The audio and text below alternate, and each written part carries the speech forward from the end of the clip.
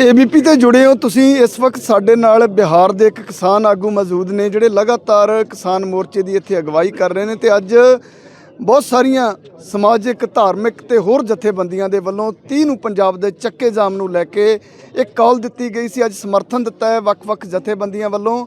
ਪਰ ਬਿਹਾਰ ਤੋਂ ਆਏ ਹੋਏ ਕਿਸਾਨ ਨਾਲ ਗੱਲਬਾत ਕਰਦੇ हैं। किसान आगू ने लगातार मोर्चे के नाल जुड़े हुए हैं। अरुण सिन्हा जी, कैसे देखते हो इस समूचे मोर्चे को? आप तो पहले दिन से मोर्चे पर डटे हुए हैं।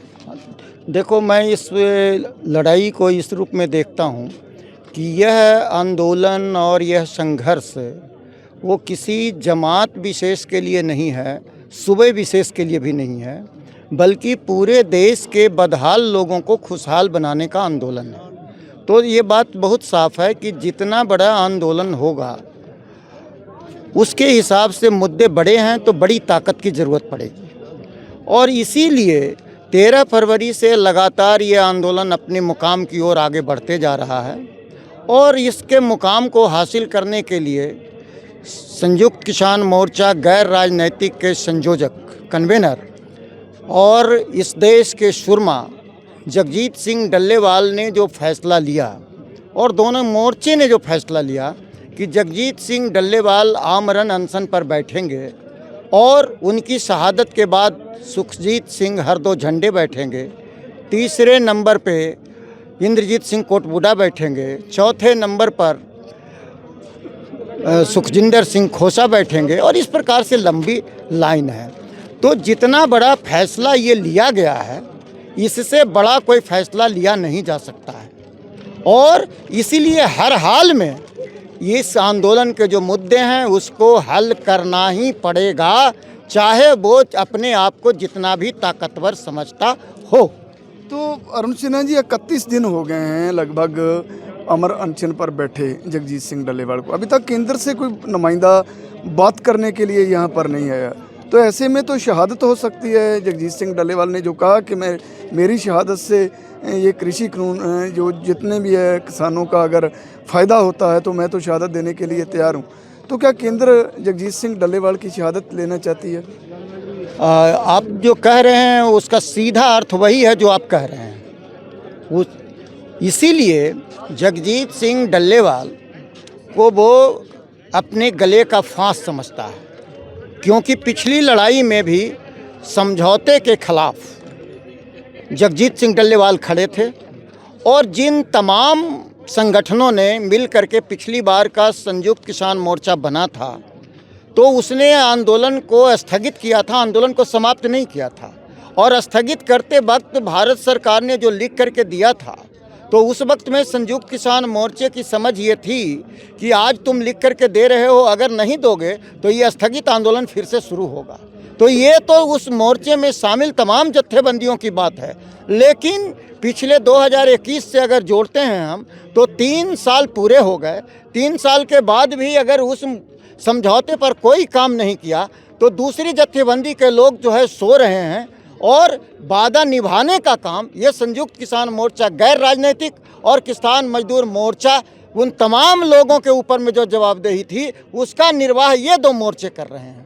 तो आपको लगता है कि दूसरे जो मोर्चे अभी जिसका नाम संयुक्त किसान मोर्चा है वो अभी घर पर, जिसका आपने अभी जिक्र किया कि वो सो रहे हैं, जी। तो क्या लगता है कि वो इस लड़ाई में आएंगे अभी जहाँ वो इनकी शहादत की वेट कर रहे हैं? वो ना तो इनकी शहादत का इंतज़ार कर रहे हैं और ना वो इस लड़ाई में शामिल होंगे। लेकिन उनके साथ जो जुड़े हुए आम मजदूर और किसान हैं वो रोज़ उनसे सवाल करके पूछ रहे हैं और इस लड़ाई के बारे में, डल्लेवाल साहब के बारे में वो अगर उल्टा बोलते हैं तो लोग सवाल ये कर रहे हैं कि जो जान देने के लिए बैठा है वो गलत कैसे हो सकता है।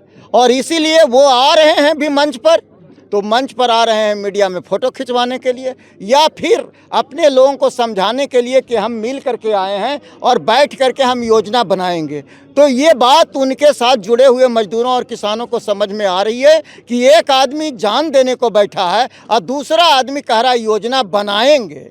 तो ये बात समझ में आ रही है। इसीलिए वो अपने लोगों को अपने साथ जोड़े रखने के लिए वो आवाजाही कर रहे हैं। और उसकी वजह ये है कि ये वो लोग हैं जो सरकार के साथ मिले हुए हैं, आरएसएस के बंदे हैं। तो एक बात ये बताइए, जैसे इन्होंने बोला है कि जो खेती कानून है और अपील कर दिए गए थे। तो अभी एक खरड़े के रूप में दोबारा प्रदेशों के माध्यम से उनको लागू करने की केंद्र की फिराक है कि उनको लागू कर दिया जाए, तो उसकी समीक्षा कीजिए, वो क्या खरड़ा है?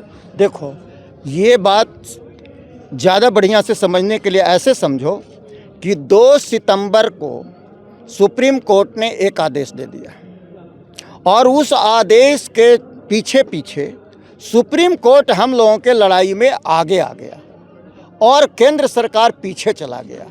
और ये सुप्रीम कोर्ट क्या कर रहा है, सारी जवाबदेही पंजाब सरकार पर डाल रहा है। सुप्रीम कोर्ट केंद्र सरकार को कोई निर्देश नहीं दे रहा है। तो ये जो बात है ये हमको समझने की ज़रूरत है। अभी मोर्चा तो पंजाब में चल रहा है ना, तो जिम्मेवारी भी पंजाब सरकार की बनेगी ना। जब मोर्चा आगे बढ़ेगा दूसरी स्टेट में या वहाँ पर जाएगा तो फिर उनकी जिम्मेवारी तय होगी। मैं आपसे वो पूछ रहा हूँ कि जो खरड़ा है मैं उसी पर उसकी समीक्षा कीजिए। मैं उसी पर आ रहा हूँ। आप ये समझ लीजिए कि जो आपका सवाल है मैं आपके सवाल पर ही हूँ। मैं ये कह रहा था कि जब इस आंदोलन के मुद्दे केंद्र सरकार के साथ जुड़े हैं तो इसमें पंजाब सरकार को जो बीच में आप ला रहे हैं ये गलत कर रहे हैं। मैं ये कह रहा हूँ हम पंजाब में हैं तो पंजाब सरकार की जिम्मेदारी है, इससे इनकार नहीं करने की बात है। लेकिन ये जिम्मेदारी पंजाब सरकार पर क्यों आई? केंद्र सरकार अपने लिखित वादे से मुकर रही है, तभी तो ये अनशन की बात आ रही है।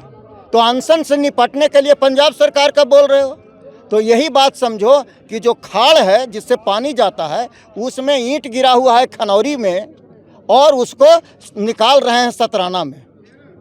ये बीमारी को समझने की ज़रूरत है हमको। और इसीलिए ये सरकार, अभी देख रहे हो ना सरकार पीछे क्यों है। आपने कहा कि केंद्र सरकार से कोई बात हो रही है कि नहीं हो रही है, तो बात नहीं होने के पीछे में वो मज़ा ले रहा है। वो कह रहा है कि अब सुप्रीम कोर्ट समझे और पंजाब सरकार समझे, हम तो कहीं है नहीं। और इसीलिए उसने एक नया रास्ता निकाला है। कुछ दिनों के बाद अभी 2 जनवरी को सुप्रीम कोर्ट में तारीख है। हो सकता है कि सुप्रीम कोर्ट फिर केंद्र सरकार को नोटिस करे। तो केंद्र सरकार को नोटिस करेगा तो केंद्र सरकार अपनी भूमिका बना रही है, जिसके बारे में आपने कहा।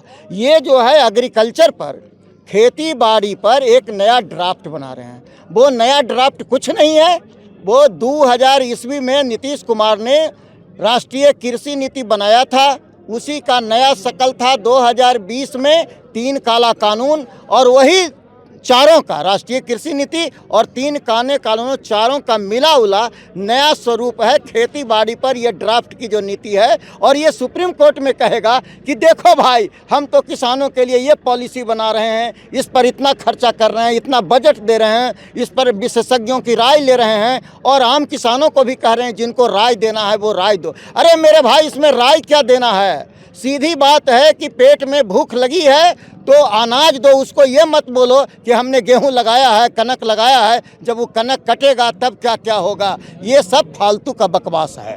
तो अरुण सिन्हा जी, अभी जैसे पंजाब के लोग आंदोलन में हैं, आप खनौरी और शंभू पर देख रहे हैं कि पंजाब बड़ी संख्या में किसान जहाँ पर जमा है, आंदोलन कर रहे हैं। हरियाणा को छोटा भाई बोलते हुए और दूसरे प्रदेशों को जगजीत सिंह डल्लेवाल जब मंच पर आए थे, बहुत उनकी हालत नाजुक थी 2 दिन पहले, तो उन्होंने एक अपील की थी। तो उसका कोई असर हुआ है दूसरे प्रदेशों में कि हम आपका बड़ा भाई मैदान में आ गया, जो गलतियां हुई थी बीच में उनको सुधारने के लिए हम आगे बढ़ चुके हैं, तो हम तो मैदान में हैं, अब की बारी है। तो अभी उन प्रदेशों में कुछ ऐसी हलचल हुई है कि वो आंदोलन के साथ? बेशक पूरे देश में हलचल हुई, मोमबत्ती मार्च का, ट्रैक्टर मार्च का, ये कल जो है जो प्रोग्राम है आपका, ये आज जो 26 है, तो आज जो विभिन्न जिलों के मुख्यालयों पर में वो 1 दिन का जो भूख हड़ताल का जो प्रोग्राम है, ये सारा पूरा देश में हो रहा है। और एक बात समझने की ज़रूरत है, वो ये कि कोई भी आदमी जब ये बात बोलता है या सरकार बोल रही है कि यह आंदोलन पंजाब और हरियाणा का है, तो मैं उनसे एक बात कहना चाहता हूँ, वो ये कि आपने पंजाब और हरियाणा के बॉर्डर पर इस मोर्चे को रोक दिया। तो जब रोक दिया तो जो जगह जिस सूबे के अंदर में पड़ेगा वहाँ पर में ज़्यादा लोग होंगे। आप साधारण सी चीज़ है, आप शादी करोगे अपने बच्चे की, तो तुम्हारे यहाँ सबसे ज़्यादा मेहमान कहाँ के होंगे? तुम्हारे गांव के होंगे, पिंड के होंगे, बगल में पंचायत के ज़्यादा होंगे, फिर रिश्तेदार होंगे। फिर बिहार में हमको न्योता करोगे, मान लो 10 आदमी को, तो बिहार से 2 आदमी आएगा। तो इसलिए ये बात बेवकूफ़ी भरी हुई बात है कि यहाँ पर पंजाब के लोग ज़्यादा हैं, उसके बाद हरियाणा के लोग हैं, बिहार का लोग कम है। नहीं उधर हम मोर्चे की बात कर रहे हैं, ऐसा मोर्चा कोई चला है? मैं वही बात तो कह रहा हूँ, मैं वही बात कह रहा हूँ कि बिहार के अंदर में ये कैंडल मार्च हुआ, आपको बिहार के सासाराम में अनिश्चितकालीन धरना चल रहा है और वहाँ पर में जो एनडीए की सरकार है वहाँ तंबू उम्बू 17 तारीख की रात में उखाड़ दिया, फिर उसके बगल में जो है वो लड़ाई चल रही है। और मैं दो बात कह रहा था, वो एक बात तो ये कह रहा था कि आंदोलन का मुद्दा जब देश भर का मुद्दा होगा तो वो किसी सूबे का आंदोलन हो नहीं सकता। और दूसरी बात ये कहना चाहता हूँ कि जब पंजाब के लोग देश की आज़ादी के लिए कुर्बानी दे रहे थे, उसके बारे में मोदी बोलेंगे, सुप्रीम कोर्ट का चीफ जस्टिस बोलेगा कि वो पंजाब की आज़ादी के लिए लड़ रहे थे? कहेगा? वो देश की आज़ादी के लिए लड़ रहे थे। और इसलिए आज भी अगर पूरे देश के मुद्दे के लेकर के लड़ाई लड़ रहे हैं और उसमें पंजाब और हरियाणा आगे है, तो वो देश की दूसरी आज़ादी की लड़ाई का आंदोलन के रूप में इसे देखा जाना चाहिए। तो ये थे बिहार के अरुण सिन्हा, बहुत बेबाकी से समुच्चे आंदोलन की समीक्षा की है। तो आप खनौरी दाता सिंह वाड़ा बॉर्डर की सभी आप खनौरी दाता सिंह वाड़ा बॉर्डर से हर रिपोर्ट के लिए एबीपी साझा से जुड़े रहें। आपका बहुत बहुत धन्यवाद।